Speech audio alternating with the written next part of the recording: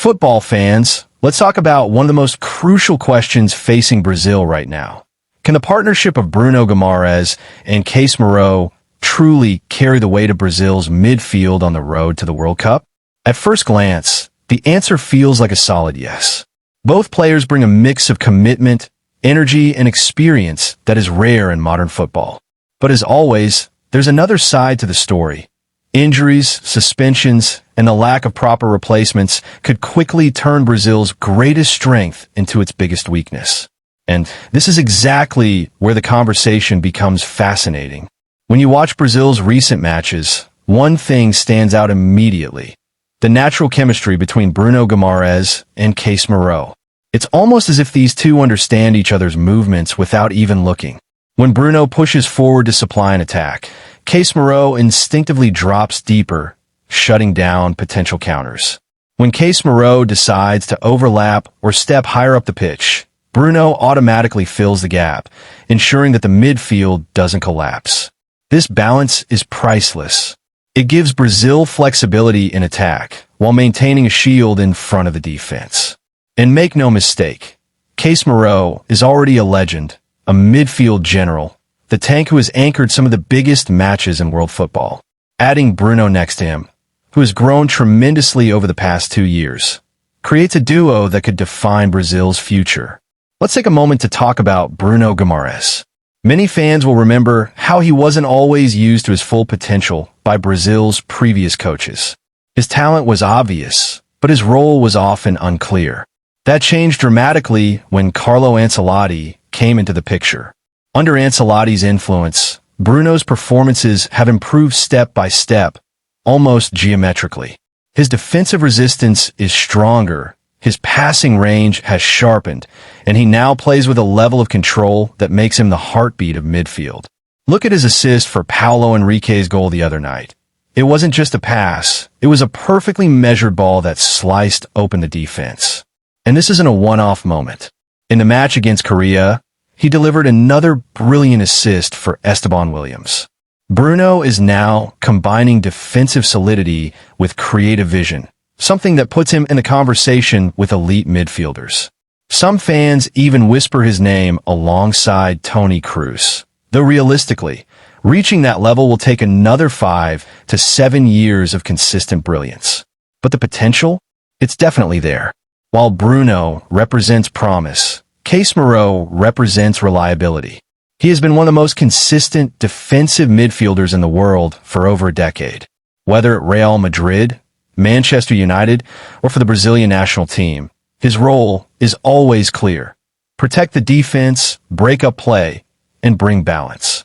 For Brazil, Casemiro's presence is a form of insurance. Fans know that no matter how chaotic a match gets, he will hold his ground. He's the enforcer, the shield, and the leader. Together with Bruno, he forms a partnership that fans can trust, at least as long as they are both available. And here's where the real concern begins. As strong as this duo is, Brazil's midfield falls into dangerous territory when either of them is unavailable. Football is unpredictable. Injuries, suspensions, and yellow card accumulation are always possibilities in a World Cup. So, what happens if one of them is missing? Let's be honest. Brazil doesn't have perfect replacements for either player right now. Take Andres Santos, for example. A bright young talent, yes, but can he truly replace Casemiro? Absolutely not. At best, he could provide 60 to 70% of what Casemiro offers, but nowhere near the full package. Casemiro's reading of the game, his physical dominance, and his leadership qualities simply cannot be replicated by a youngster, no matter how promising. And what about Bruno's replacement? This is an even trickier situation. At one point, Gerson looked like the ideal option. A strong, versatile midfielder who could bring energy and creativity. But sadly, his off-field issues and poor decisions have derailed his career, and Brazil has lost a golden backup. It's not just Gerson's career that took a hit. Brazil as a team lost a vital piece of their future. Now, let's bring Neymar Jr. into the conversation.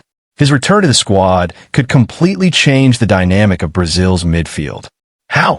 By reducing the pressure on Bruno and Casemiro. Think about it. When Neymar plays, he takes on much of the creative responsibility in attack. That means Bruno doesn't have to constantly push forward to supply the final pass. Casemiro doesn't have to take extra risks stepping higher up the pitch. Instead, both midfielders can focus on maintaining balance, protecting against counters, and circulating the ball efficiently. Without Neymar, Bruno and Casemiro are forced to overcommit, leaving the midfield exposed. That's when counterattacks become deadly, and that's when they risk mistimed tackles, yellow cards, and suspensions. With Neymar, the workload is shared. The attack flows naturally, and the midfield has more freedom to defend intelligently. This is why Neymar's presence in the team is not just about star power, it's about balance. For Brazil to succeed, Neymar must not only return, but also stay fit and manage his schedule wisely. Playing too many games for Santos or pushing himself beyond recovery risks could once again cost Brazil at the worst possible moment. Of course, midfield isn't the only question mark for Brazil. In their recent loss, defensive errors played a major role. But here's the silver lining. Brazil's defensive line is filled with experienced, battle-tested players who know how to rise to the occasion. In big matches, these defenders have proven themselves repeatedly. So, while the defense may have stumbled in that particular game, it's not likely to be a long-term weakness. With strong fullbacks, solid center backs, and Casemiro shielding them, Brazil's defense should not be underestimated. So, where does this leave us? The partnership of Bruno Guimarães and Casemiro is both a reason for excitement and a source of worry. When they are fit and available, Brazil's midfield looks world-class. But the lack of depth behind them means the entire system could fall apart if either player is sidelined. Carlo Ancelotti, the incoming coach, faces one of his toughest challenges here. How does he prepare Brazil for the worst-case scenario? How does he find or develop backup players who can step in without lowering the team's standard? These are questions that must be answered before the World Cup begins. Brazil's World Cup journey could very well hinge on the fitness and form of Bruno and Casemiro.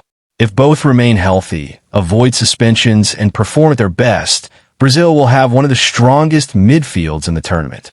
Add Neymar's creativity into the mix, and suddenly the team looks unstoppable. But football is cruel. Injuries happen, cards happen, and Brazil cannot afford to ignore the issue of depth. Without reliable replacements, the dream could quickly turn into heartbreak. So the big question for fans is this. Do you believe Bruno Guimarães and Casemiro can carry Brazil's midfield all the way to glory? Or do you fear that the lack of backup could cost them when it matters most?